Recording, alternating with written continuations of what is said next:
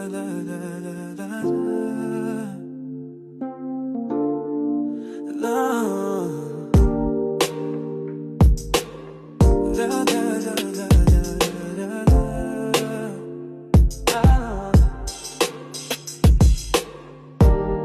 دلم گرفته از همه مردم این شهر، من میخوام هیچکی نباشه، بکنم باز با همه غر.